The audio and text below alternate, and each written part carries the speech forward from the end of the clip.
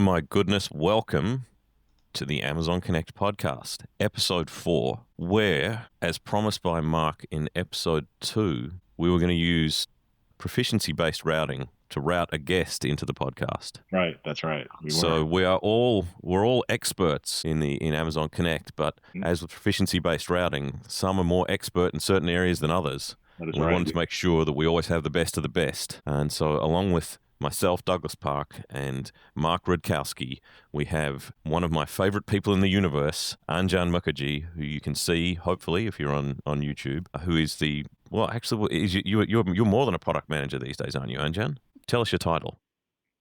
I still am product manager, but I wear any hat that I need to wear in order to talk outbound and help customers, people understand how proactive engagement can help solve customer pain points. So I'm just thrilled to be with you guys. So Anjan is our expert, our proficiency-based routing expert on outbound and all things outbound for Amazon Connect. And before we go any further, Mark Rudkowski, how are you doing? I'm doing all right, Doug. How are you? I'm really well. It's been a busy week. Week. I'm tired. It's Friday morning. Yeah. I'm looking forward to the weekend, but busy weeks are good weeks. Yes, they are. It makes it fly by, right? And so we're not too far from Labor Day is not too far for us for those of us in the US. It's a few weeks out, but it's just and we should be clear that both of you are indeed in the US.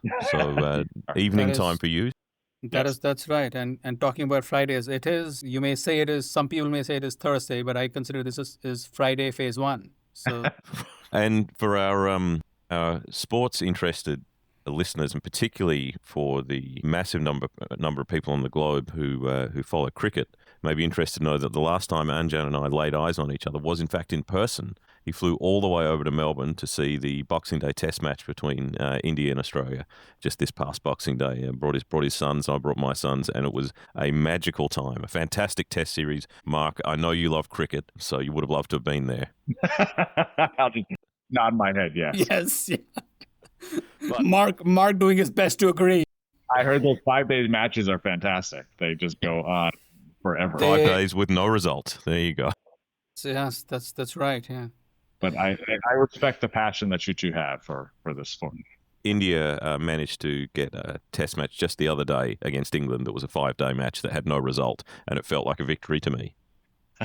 But we won't go into those details because people want to hear about Amazon Connect, and that's probably too much about us.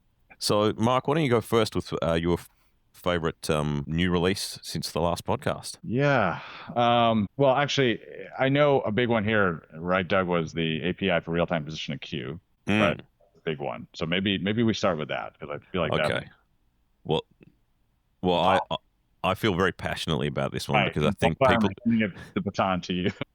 Because I think people are going to misunderstand this one immediately. Yeah. Regularly, I get people who I think are ultimately non-contact center people who've been put in charge of contact centers who say, I want to play to the call of the positioning queue. Mm-hmm. Can you tell and sort of repeat, you're 10th in the queue, you're 8th in the queue. I cannot think of a more useless piece of information as someone calling into a contact center. Mm-hmm. Mm-hmm. All I care about is how long I'm going to wait. Yeah. Telling my position in queue, I don't have the context of what that means. Mm-hmm. Being second in queue in a 2-seat contact center with 50-minute wait times or 50-minute average handle times is very different to being 100th in queue in a 1,000-seat contact center with 1.5-minute handle times. And I've got no idea how big your contact center is. In addition, if you're doing any kind of prioritization or reorganization, the chances of that person going from 8th in the queue to 10th in the queue is there. Yes. And really all I care about is someone calling in is how long am I likely to wait here? Mm-hmm. Do I want to wait? Do I want to spend that time right now? I called a contact center just yesterday and was told there would be over 40 minutes wait time. I decided I didn't want to do that. I hung up.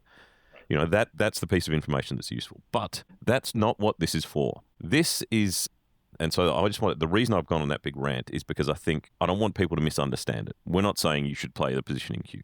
I don't believe you should, for the reasons I just outlined. But this is for allowing you to make data-driven decisions between primary and alternative queues. It's about being able to actually reorganize the queue from the perspective of the administrator or the routing system. It's not about playing the information to the caller. Yeah, you're able to optimize your agent resource allocation through improved queue visibility. It's written in the last point of the launch announcement, and I think that's exactly what this is about.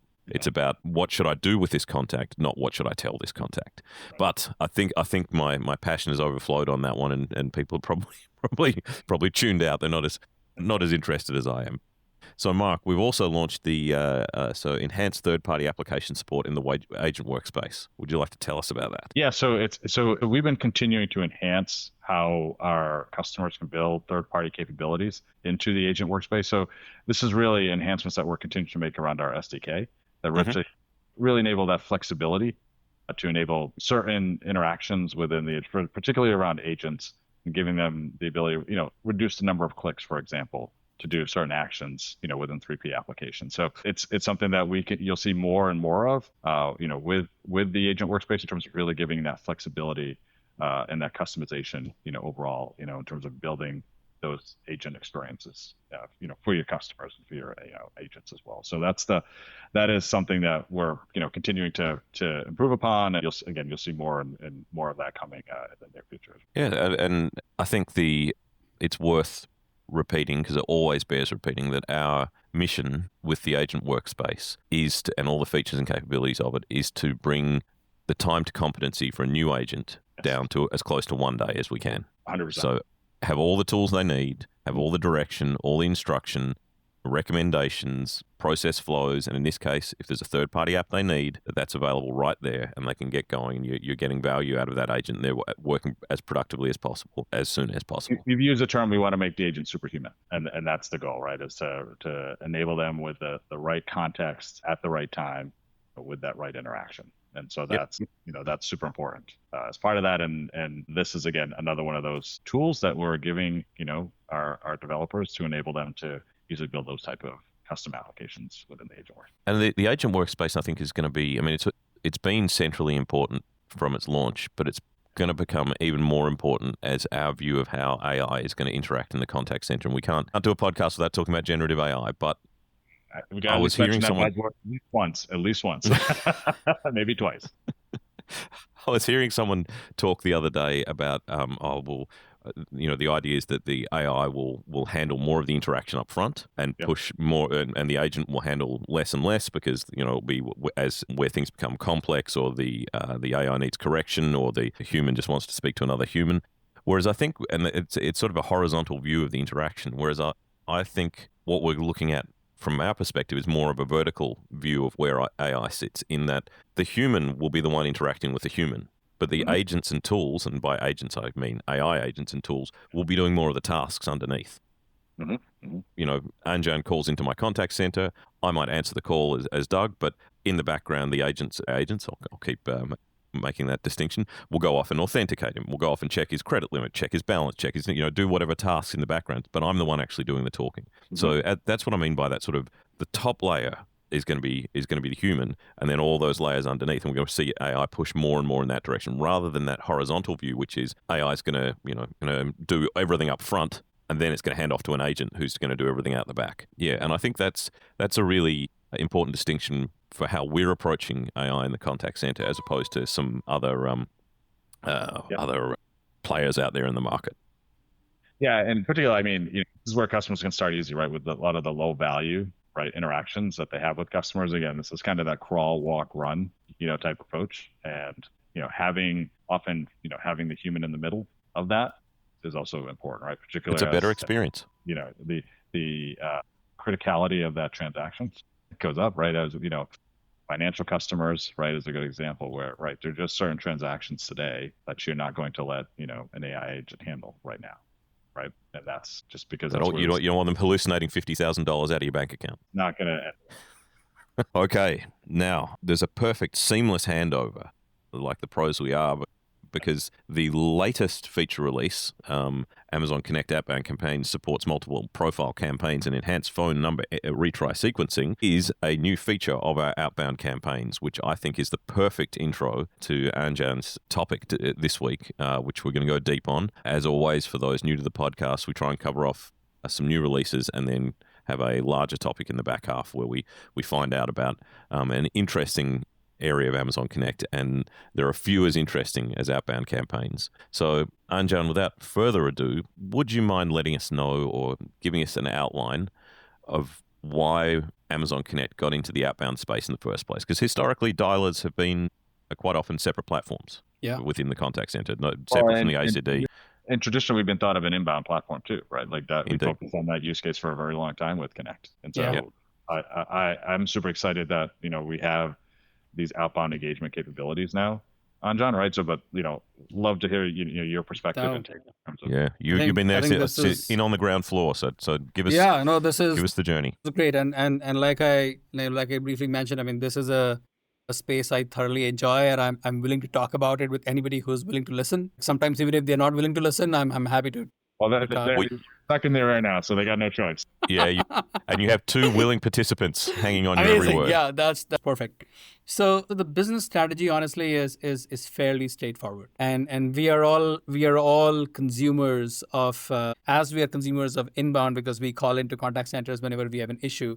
We actually are also recipients and consumers of outbound because we get emails from providers telling us how good the offer is that we should show up to the car wash. We have our dentists calling us or the dental offices calling us to remind us of an appointment that's coming up next Tuesday. Or, for example, during election time, we get calls to understand what our political affiliation is and if you wouldn't mind donating something to our party of choice. Or sometimes, let's say we are late on our payments of our credit cards and such, somebody will call us to remind us to say, hey, Anjan, like you have this payment due, would you mind paying back? So there are these plethora of use cases out there that we as consumers often go through as we go through this journey of purchasing, from awareness of a product to considering whether we should buy it or not, to actually making the purchase, to being being serviced on it, and finally to garner loyalty. So there's this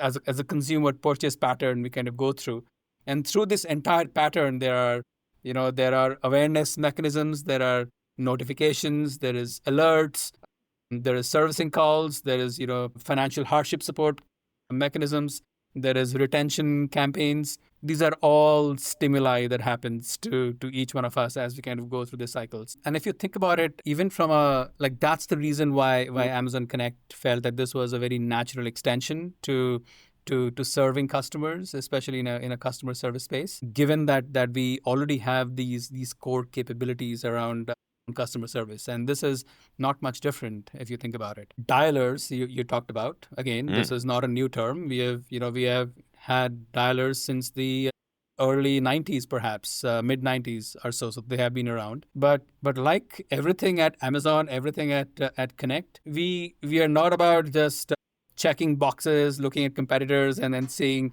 how many boxes we can check on a particular Crucial feature. point, Anjan. Crucial point. We are literally work backward from what are the core pain points companies have, our customers have, and then see how can we best use our tools, capabilities, and our innovative mindset to solve those problems. So to that point, most dialers, when they begin, and now I'm taking us into the weeds of what outbound dialing is. So they will start with like a preview capability for dialing, because it's a very natural extension to inbound. Like an agent always sees the profile of a customer as they are servicing that customer. Well, why don't we use the same concept on the outbound side, and then before they actually reach out to to an end consumer, why don't they see the profile? We were different. We were like, what, the best way we can serve our companies and our customers is to solve how much we can predict the availability of an agent as we make predictive calls. Like, for instance, we make these calls based on the number of agents available, but we predict the availability of the agent, and we try to make the connection on how quickly we can connect the agent to a customer that picked up. Probably one of the hardest problems to solve to make this prediction and matching happen. But that's what we started with. Another one of those events to say that we work backward from the customer problems, and simply because that's what most of our customers told us, that not a lot of companies can get it right while meeting compliance and local regulations and such. So that was our mainstay in how we started this. So that was the piece of dialers and such. But the question is, how does it fit with Connect? Well, our belief is a few things. Number one is we are seeing. I'm going to throw some metrics at you. Please do. So we did some research with a number of companies that we work with, and what we found was that nearly 70% of companies that we work with, they shared that proactive engagement, like customer service is moving from being reactive, i.e., servicing inbound contacts, to being a lot more proactive. And the reason is very simple, because consumers expect companies to understand their needs a lot better and reach out to them in manners that they find is more relevant to them, rather than consumers having to reach out to a company and complaining about a certain issue. They'd rather the company reach out to them first before it becomes an issue. So I think that's kind of one of those pieces. So nearly 70% of companies feel that the customer service is moving more towards proactive versus reactive inbound. The second is, to the point, 80% of similar companies feel that when they have more proactive engagement capabilities, they improve customer satisfaction scores a lot more versus when they don't have some of these proactive engagement capabilities. So that's kind of the business mindset. So this is all happening because of improvement in customer satisfaction. And remember, better satisfied customers equals more loyalty, equals less switching costs, less acquisition costs. So for a business, this just makes a lot of sense. And can you talk a little bit on, John, sort of, I know we talked about, the outbound dial and everything, but talk about sort of multiple channels. Yes. Right? I'm so glad you brought it up. Yeah. So this is where the consumer preference comes in, like letting a great lead in. You can just feel the excitement. He's up and about. So just hit the stop button whenever you need me to stop. Just say okay, stop.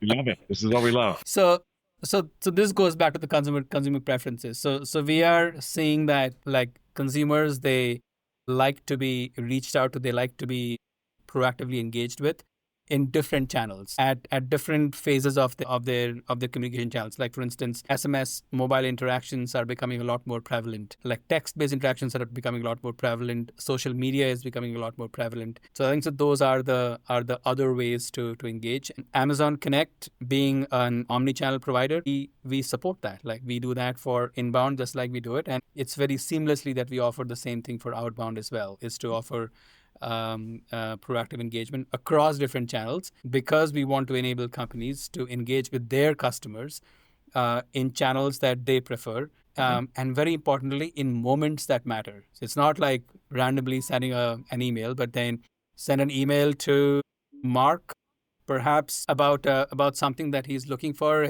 as he's shopping for a car, for example, and then have a message sending out that, hey, Mark, are you looking for a car? Maybe we can help you with some of these choices as a company. So at a moment that matters. And then, of course, as I said, it still needs to comply with local laws and regulations, because many of these interactions, outbound does get a bad rap in terms of being abusive, but it has been misused by. It has been misused.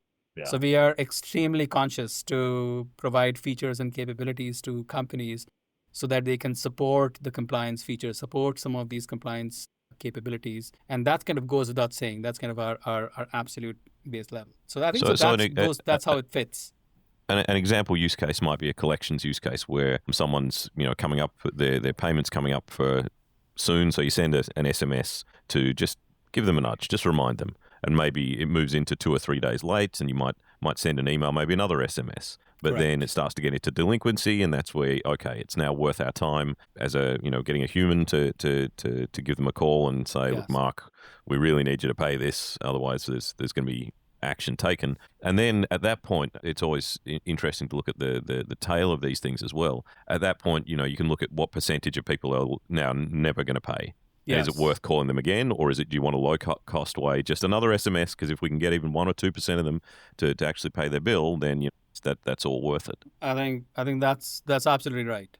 And then, of course, you want to make sure that you are not calling or reaching out to Mark too many times, because there are regulations on how many times you can reach out to Mark. And Mark blocks about a particular. Yeah. Right. So that's what happens. Yes. So I think so. That's that. I know we didn't talk about the new feature that we just launched, and why don't we get to that after your question, Mark? Like, why don't we ask? Yeah, no. So you brought up an interesting insight around sort of what we've seen with how customers have driven higher response rates by sort of that combination of SMS and then calling. Like maybe talk a little bit more about that. Yeah, that's so. Outbound is a conversion driven business. So I think so. So the reason companies have outbound capabilities is to get people to respond. Mhm. Like, um, pick up the phone and let me tell you about my amazing product. Respond to my SMS and Mhm. tell me that you're going to show up to my appointment. Go to this website and then fill out this donation and give me money for the cause that you believe in. So Uh-huh. it's a very outcome driven business. So it's all about improving conversion and improving responses. One of the ways we companies tell us is, okay, what are the ways that Connect differentiates itself in terms of helping improve conversion? And to your point, Mark, one of the simplest ways that we recommend and we have seen results, amazing results, is most companies will still make a voice call. Will have make a call, and then when somebody picks up, have a human interaction. And then those response rates tend to be very low, like in between the 10 to 15% of callers, Uh-huh. if that much would pick up. But what we found is if you send an SMS first to those same recipients, perhaps telling them that, hey, Doug, this is ABC Bank calling. We have an important message for you. We'll call you today. So the odds of Doug picking up a phone when he gets that phone call goes up by almost 4 times versus Mhm. if the SMS hadn't reached. So now imagine the kind of savings that the company can get out of this. It's almost like for the same amount of calls that you are making, you have X the recipients, the Yeah, 4X the number of efficacy conversion just that you have. It Yeah. just went through the roof. So it's and then the cost of that campaign was not that much higher. Like you just sent an SMS. Yes, I mean SMS campaigns are, I mean, they're not free, but given the responses that you generate, I mean, this payback the pays for value of itself. it in Yeah. terms of the increased outcome. I mean, it definitely brings more value than missing the call, and that's 100%. Now, I think that is kind of the piece. Yeah. there's so many interesting aspects of every topic we talk about that I always feel as though we're bearing the lead a little bit. And so I want to come back to one sort of key point that outbound is a native part of Connect. So the fact that we have SMS capabilities and these outbound campaigns, both dynamic and list-based and all the rest of it, it's all in the same interface. It's all in the same platform. It's all using the same carriers. It's all this is all can be orchestrated by a business user using the normal interface. But the bit that I think is most exciting is, again, I'll say, thanks to AI, but the advanced analytics that we now provide gives new reasons why to talk to customers. Or basically, what am I trying to say? I'm trying to say, through speech analytics, you now know much, much more about your customers and know more about why they're calling you and what issues they have with your organization or where they need help. So far more than you've ever had in the past. You're listening to every interaction, hearing what they're talking about, hearing what their needs, wants, and desires are. And now with Outbound, for the last few years, obviously, but now with Outbound, we allow you to take action on that. Because it would be one thing to say, well, here's an interesting thing that's happened. Your customers really care about this. Well, what are we going to do about that? I don't know. Hope it gets better. But this is the mechanism where you actually are able to now contact those customers and make sure that you are doing right by them. So do you want to talk to me, Anjan, there about where you're seeing that kind of dynamism in terms of the changing nature of outbound? It's not just, hey, collections or sales. There's more to it now. It's a channel of service, isn't it? Yeah, that's so true. We do envision a world where we expect to proactively reach out to consumers again at the time that matters with at the right channel in order to provide them the service, in order to help solve the problem before it causes an inbound contact, before it becomes an issue that they need to to reach out to and get help from. And we will be using all tools available to us. You talked about AI. In fact, today we have mechanisms to use generative AI to create segments of customers based on patterns of data that we see based on their I love prior it. interactions, for example. So it's almost like as a campaign manager or as a business owner, when you try to create the lists of customers that you'd like to call, we actually pre-fill some of those areas with recommended segments, like based on the data that we have. So we will tell you, okay, these are some of those pre-filled segments that we would consider you reach out to. So it's almost like taking that action that you mentioned, Doug. It's almost we have pre-created for them. So you have to click on that. It'll create a segment, and then kind of engage with those customers in a manner that's most effective, most beneficial to you. Can I game out an example here, Anjan? So what you're saying is my senior executives have said we want to reduce churn. That's our focus this year. I could then look at the data and say, okay, generative AI, tell me why. Well, what happens to customers when they churn away from us? Look at the people who've left.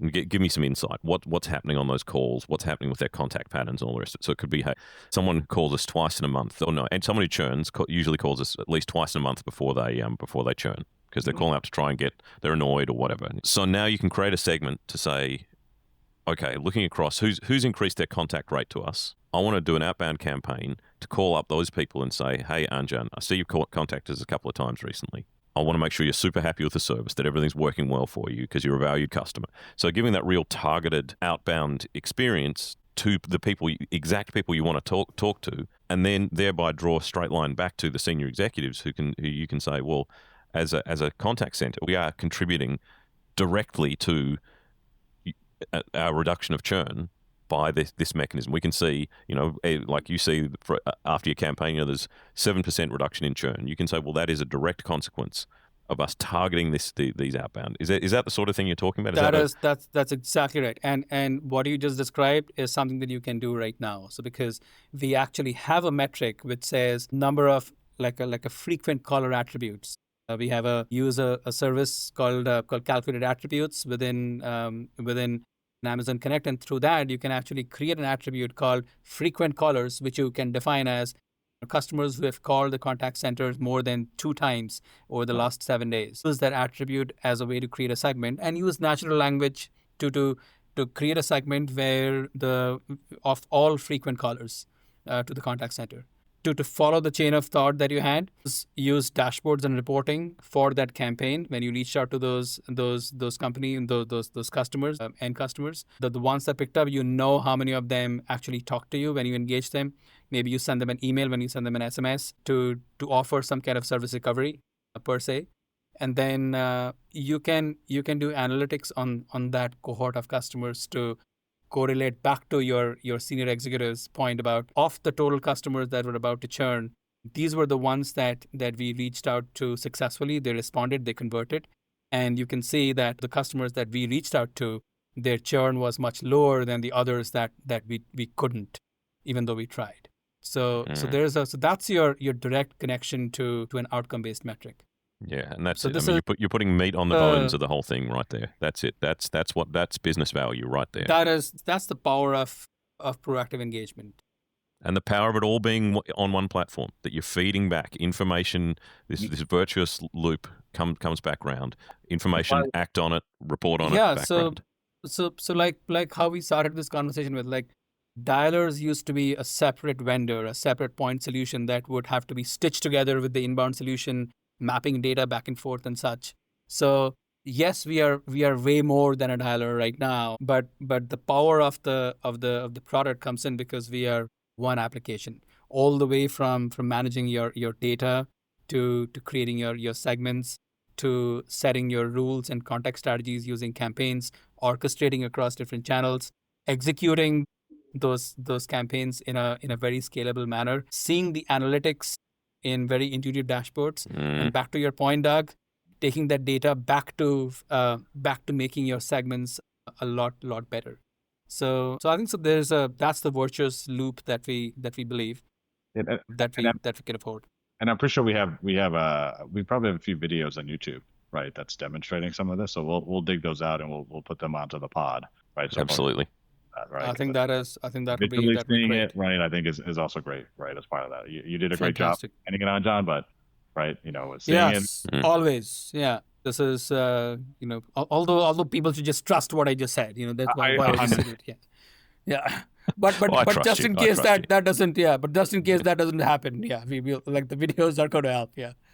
Okay. All so, right. so let me talk about this feature finally because that's Yes, what we started off with, let's bring it home with the brand Let's new bring it feature home. hot off the press. Yeah. So hot off the press, consumers have multiple phone numbers. Like this particular feature was specifically for our voice based customers. Uh-huh. So consumers have multiple phone numbers. We just launched the ability to cycle through those numbers all within a campaign as a configuration. So imagine, Doug having a home phone, a mobile phone, a work phone. Admin, you specify the order in which you want to call Doug, versus Mark also has those three contact types, but you want to call Mark in an order separate from what you call Doug.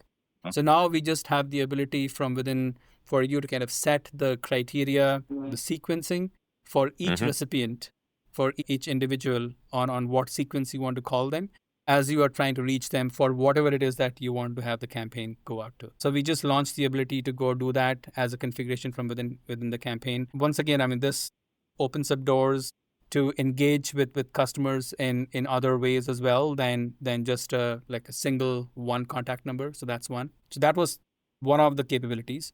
The other one that we launched was not only do we support lists that are for all people that we reach out to, we now have the ability to support an account-based list as well. For example, my loan account 1 can have myself as a borrower and my wife as a co-borrower.